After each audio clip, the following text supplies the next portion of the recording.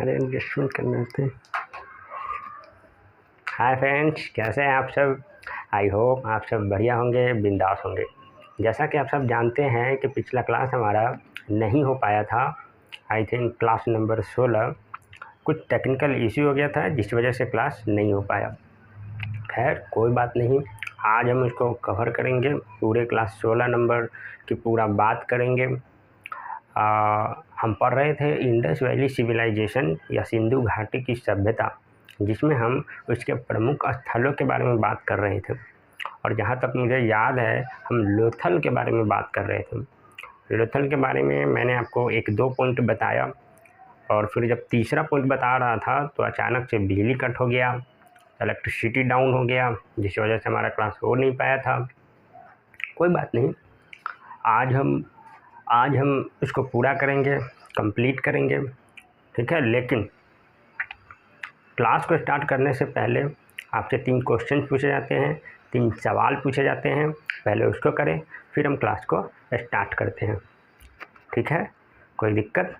आप बोलोगे कोई दिक्कत नहीं जी। तो मेरे प्यारे भाई, ये है आपके कुछ महत्वपूर्ण सवाल जो पिछले लेक्चर से रिलेटेड है। जिस बच्चे ने पिछले लेक्चर को कंप्लीट वॉच किया है वो इजीली इस क्वेश्चन को अटेम्प्ट कर सकते हैं। चलिए देखते हैं पहला सवाल क्या है। पहला सवाल है, एकमात्र ग्रामीण स्थल किसे कहा जाता है। एकमात्र ग्रामीण स्थल means only rural site.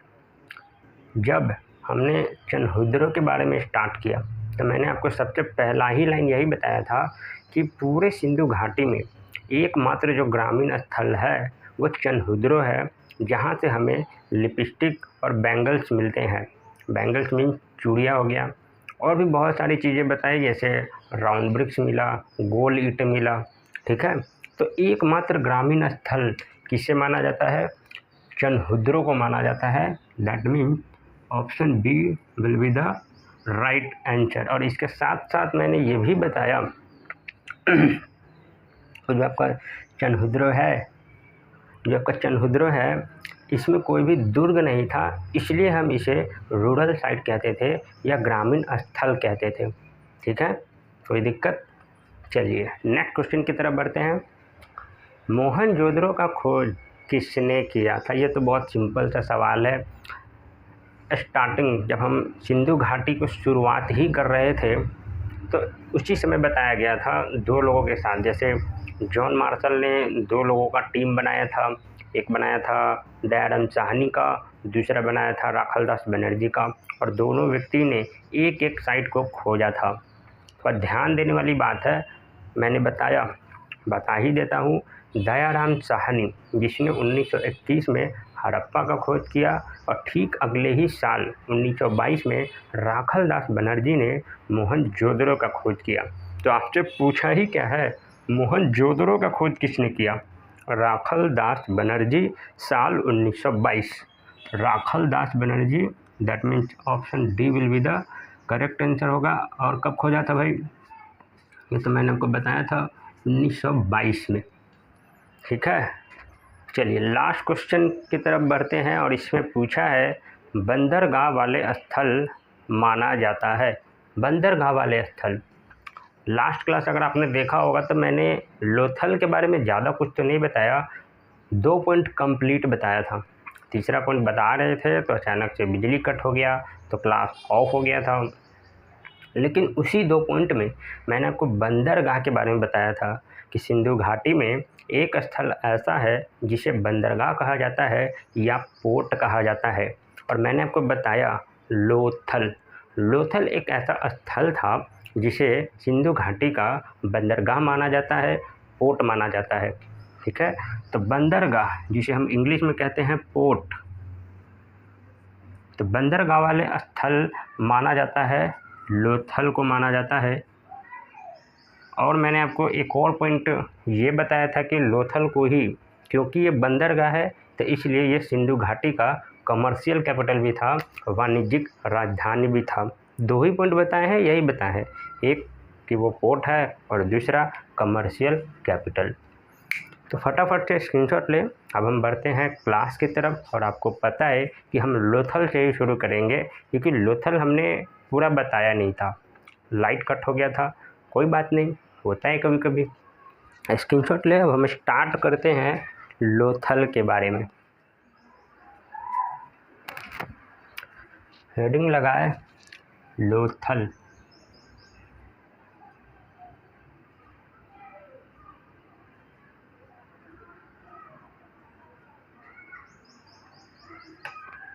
Lothal जी, मैंने आपको बताया था लास्ट क्लास में, पहला पॉइंट बताया कि लोथल एक ऐसा स्थल था सिंधु घाटी का जिसे बंदरगाह कहा जाता था, पोर्ट कहा जाता था। ठीक है, और क्योंकि ये पोर्ट था इसलिए हम लोथल को कमर्शियल कैपिटल मानते थे या वाणिज्यिक राजधानी मानते थे। ये पॉइंट तो मैंने बताया है, लेकिन फिर भी हम लोथल के बारे में पूरा पढ़ेंगे। इसे कहा जाता है पोर्ट ऑफ दिस सिविलाइजेशन। इस सभ्यता का बंदरगाह माना जाता है, और क्योंकि ये बंदरगाह माना जाता है इसलिए हम इसे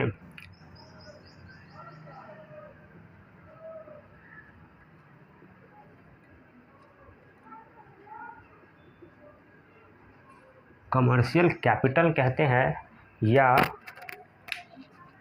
हिंदी में कहेंगे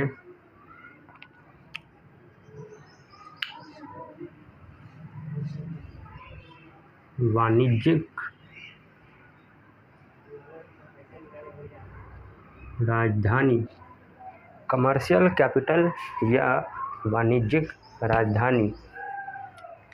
और तीसरा पॉइंट मैं बता रहा था, तो आप जानते ही हैं, धमाका हो गया, अंधेरा अंधेरा डार्कनेस हो गया। तो मैं तीसरा पॉइंट क्या है, लोथल के बारे में ऐसा कहा जाता है कि जब वहाँ पे रिसर्च हुआ, थोड़ा सा खोज वगैरह हुआ, तब वहाँ से हमें करेंसी ऑफ पर्सिया मिला, या पर्सिया की मुद्राएं मिली। आप समझते हैं पर्सिया का क्या मतलब होता है? पर्सिया एक इस्लामिक कंट्री है, एक इस्लाम का देश है। ठीक है, थोड़ा और अच्छे से बताते हैं। आज के समय में जिसे आप ईरान कहते हैं, उसी को पहले पर्सिया कहा जाता था या फारस कहा जाता था। तो सिंपली आप कह सकते हैं कि ईरान का एंशिएंट नेम या पुराना नाम क्या है? पर्सिया है, और उसी पर्सिया का हमें करेंसी मिलता है, मुद्राएं मिलता है इसी लोथल नामक स्थल से। ठीक है, तो तीसरा पॉइंट यही है। और हाँ, जब हमें ये फारस की मुद्राएं मिली, तो जो भी हमारे इतिहासकार थे या जो भी आर्कियोलॉजिस्ट थे, उन्होंने इस बात का इमेजिनेशन लगाया या अंदाज़ा लगाया, जो भी हमारे इतिहासकार थे या जो पुरातात्विक थे, उन्होंने ये अंदाज़ा लगाया कि हो सकता है कि जो लोथल के लोग हैं उनका कनेक्शन पर्सिया के लोगों के साथ था। और सिंपल सी बात है, अगर फारस की मुद्राएं मिली हैं तो सिंपल सी बात है कि फारस के लोग या पर्सिया के लोग लोथल में आए होंगे। ठीक है, उनका मुद्राएं गिर गया होगा तो वो हमें मिल गया कुछ टाइम के बाद या कुछ सालों के बाद। सिंपल सी बात है, ये तो कॉमन सेंस की बात है मेरे भाई। तो दूसरा, हालांकि ये सेकंड पॉइंट है, कोई बात नहीं। करेंसी ऑफ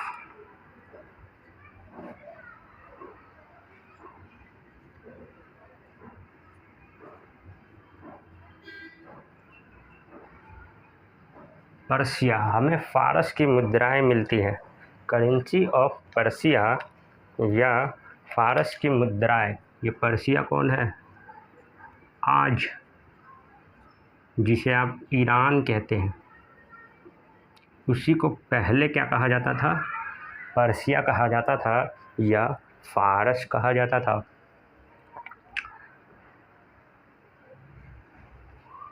इसके साथ साथ कहा जाता है कि लोथल से हमें राइस ग्रेन के एविडेंस मिलते हैं या चावल के दाने के साक्ष्य मिलते हैं। आप जानते हैं कि मनुष्यों द्वारा जो सबसे पहला खेती किया गया था वो बार्ले का किया गया था, उसके बाद वीट और उसके बाद कॉटन, है कि नहीं। ये मैंने बताया है नियोलिथिक पीरियड जब हम पढ़ा रहे थे या नवपाषाण युग पढ़ा रहे थे तो उसमें मैंने आपको बताया है। तो राइस ग्रेन के बारे में क्या फैक्ट है।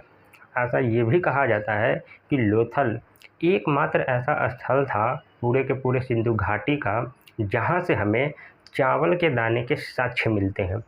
कहने का मतलब है कि लोथल के अलावा हमारे पास ऐसा कोई भी साइट नहीं है, कोई भी स्थल नहीं है जहाँ से हमें चावल के दाने का साक्ष्य मिले। ठीक है, समझ में आया। तो नेक्स्ट पॉइंट क्या है हमारा, only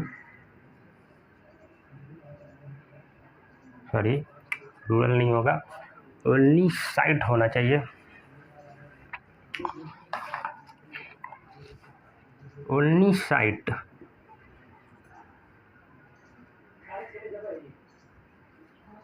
from where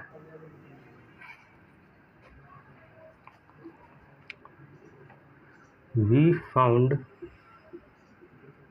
the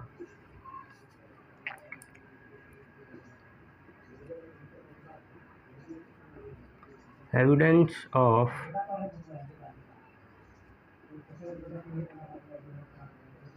rice grain. कहने का मतलब लोथल एकमात्र स्थल था जहाँ से हमें चावल के दाने के साक्ष्य मिलते हैं। ठीक है, इसके अलावा हमें लोथल से हमें एक मम्मी का एविडेंस मिलता है। मम्मी, आपको ये मम्मी मत समझना, मम्मी का मतलब होता है जैसे आपने देखा होगा फिल्म में या कहीं भी यूट्यूब पे आपने देखा होगा कि एक डेड बॉडी को वाइट राउंड टेप से लपेट दिया जाता है और इसको दफना दिया जाता है। अगर आप नहीं समझ पा रहे मम्मी का मतलब तो यहाँ पे आपको एक इमेज मिलेगा, आप इसको देख के समझ सकते हैं, बहुत ईजी है। ठीक है, तो इस मम्मी का एविडेंस हमें मिलता है लोथल से। और द लास्ट पॉइंट कहा जाता है कि एक मकान होता है लोथल में जिसका जो मेन गेट होता है या जो मुख्य द्वार होता है वो सड़क की तरफ रहता है। ठीक है, तो लास्ट पॉइंट है आपका क्या, एक मकान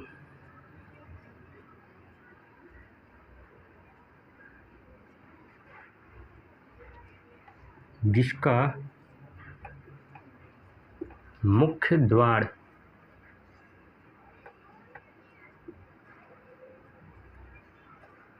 सड़क की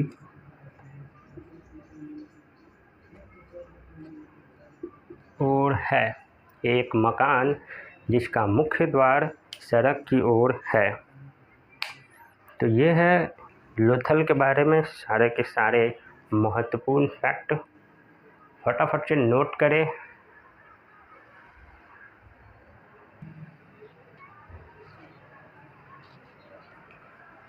जी, अगला स्थल लिखेंगे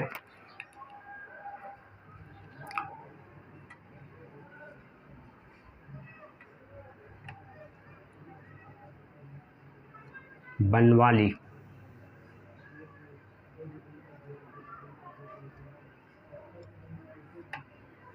अगला स्थल है हमारा बनवाली। बनवाली के बारे में ज़्यादा कुछ नहीं है, बस सिर्फ एक पॉइंट है जो सबसे इम्पोर्टेंट है, इसके अलावा कुछ है नहीं बनवाली में। बनवाली के बारे में ऐसा कहा जाता है कि बनवाली एकमात्र ऐसा स्थल था पूरे के पूरे सिंधु घाटी में जहाँ पर ड्रेनेज सिस्टम डेवलप नहीं था। कहने का मतलब जल निकासी प्रणाली विकसित नहीं था। बस हो गया, ख़त्म। बनवाली में ज़्यादा कुछ है नहीं, बस लिख देना है drainage system not developed.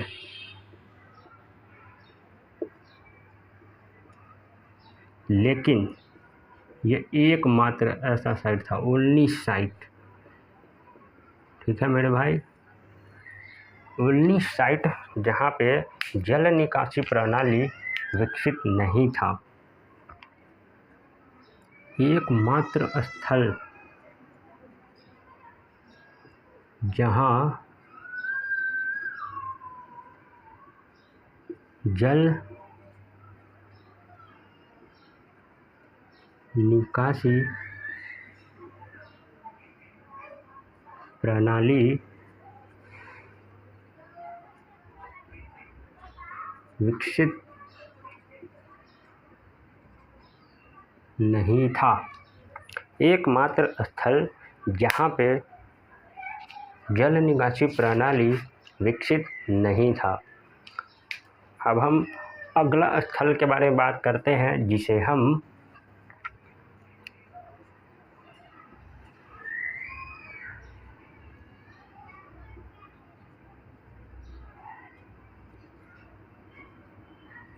Kalibangan, ध्यान रखेंगे, कालीबंगा अगला स्थल है हमारा कालीबंगा। अगर हम कालीबंगा की बात करें तो इसमें यहाँ से हमें काली मिट्टी की चूड़ियाँ मिलती हैं। ध्यान देंगे, काली मिट्टी की चूड़ियाँ। देखिए ध्यान से समझना, चूड़ी के बारे में अगर हम बात करें तो हमारे पास दो ऐसा स्थल है जहाँ से हमें चूड़ियों के बारे में पता चलता है। एक मैंने ऑलरेडी बताया है चनहुद्रों के बारे में या चनहुदारों के बारे में कि चनहुदारों से हमें लिपस्टिक और बैंगल्स मिलते हैं। बैंगल्स मतलब चूड़ी होता है, ठीक। तो एक हो गया चनहुदारों और दूसरा हो जाएगा हमारा कालीबंगा। कालीबंगा से भी हमें चूड़ी मिलते हैं, लेकिन फ़र्क ये है कि कालीबंगा से मिलने वाली चूड़ी काली मिट्टी के बने हुए हैं, ठीक है। और जबकि चनहुदारों से जो मिला, चनहुद्रों से जो मिला, वो सिंपल सी चूड़ी है, बैंगल्स है। कैसे याद करना, देखिए कालीबंगा, काली छिपा हुआ है, तो कालीबंगा से हमें काली चूड़ी मिल जाएंगे, मतलब काली मिट्टी का बना हुआ। तो इस तरीके से आप याद रख सकते हैं, ठीक है। इसके अलावा हमें जोते हुए खेत के क्या बोलते हैं, फ्लफिंग द फील्ड को क्या बोलेंगे, जोते हुए खेतों के साक्ष्य मिलते हैं। मतलब होता है ना कि एक खेत वाला फील्ड है, उसको बैलगाड़ी से या हल से जोत दिया गया, तो ऐसा एविडेंस हमें मिलता है, ऐसा प्रमाण मिलता है हमें, ठीक है। तो ये 2 पॉइंट पहले लिखें। पहला है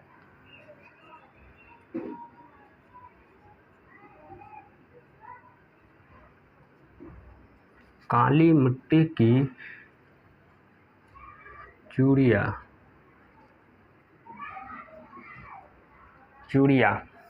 आपने एक सॉन्ग सुना होगा, चूड़ियों के बारे में कहा ही जाता है, वो मेरी हरी हरी चूड़ियाँ, आपने नाम ऐसा सुना होगा। एंशियन मतलब 90s के फिल्म की बात करें, अमिताभ बच्चन के या धर्मेंद्र के, तो वहाँ पे आपको ऐसा सॉन्ग मिलता है। पता नहीं किस फिल्म में है, हम तो नहीं जानते, पर ऐसा गाना हमने सुना है, पूरा नहीं सुना है, बस नाम सुना है। दूसरा पॉइंट है हमारा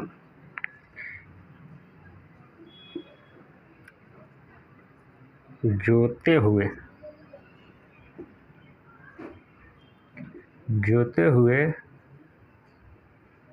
खेतों के साक्ष्य। जोते हुए खेतों के साक्ष्य हमें मिलते हैं कालीबंगा से। इसके अलावा बस 2 पॉइंट और बचा है और इसके बाद हमारा कालीबंगा भी फिनिश हो जाएगा।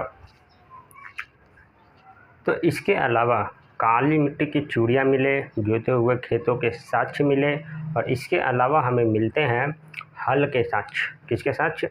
हल के साक्ष्य। आपने हल देखा होगा, कुछ इस तरीके का बना होता है, आपने ऐसा करके देखा होगा, थोड़ा सा ऐसे हल आपने देखा होगा। तो इसका हमें साक्ष्य मिलता है कालीबंगा से, यानी कि हल के साक्ष्य मिलते हैं, हल के साक्ष्य। और आपका लास्ट पॉइंट, ऐसा कहा जाता है कि कालीबंगा से हमें अग्निकुंड और हवन कुंड मिलते हैं। इसका क्या मतलब होता है? अग्निकुंड आप जानते हैं कि एक ऐसा रेक्टेंगुलर या स्क्वायर टाइप का बनाया हुआ रहता है, उसमें हुमाद वगैरह, लोग एक तरह से हुमाद करते हैं, आग जल रहा होता है। शादी वगैरह में आपने देखा होगा जो 7 फेरे लगाए जाते हैं, तो उसी तरीके का एक कुंड है अग्निकुंड और हवन कुंड। हम मिलते हैं यहाँ से। तो लिख सकते हैं आप अग्नि कुंड और हवन कुंड।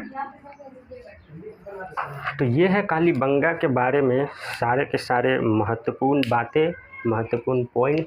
और इसी के साथ आज का सेशन, आज का क्लास होता है समाप्त। उम्मीद करते हैं आपको ये क्लास पसंद आया होगा। पसंद आया तो वीडियो को लाइक, शेयर और चैनल को अभी तक सब्सक्राइब नहीं किया तो सब्सक्राइब भी कर लें, ताकि आने वाले जितने भी जेन्युइन कंटेंट है वो सब आपको मिलता रहे। ठीक है, तो सी यू टुमारो, मिलते हैं नेक्स्ट क्लास में। तब तक आप सब अपना बहुत सारा ध्यान रखें, खूब सारा मेहनत करें। ठीक है, जय हिंद, वंदे मातरम।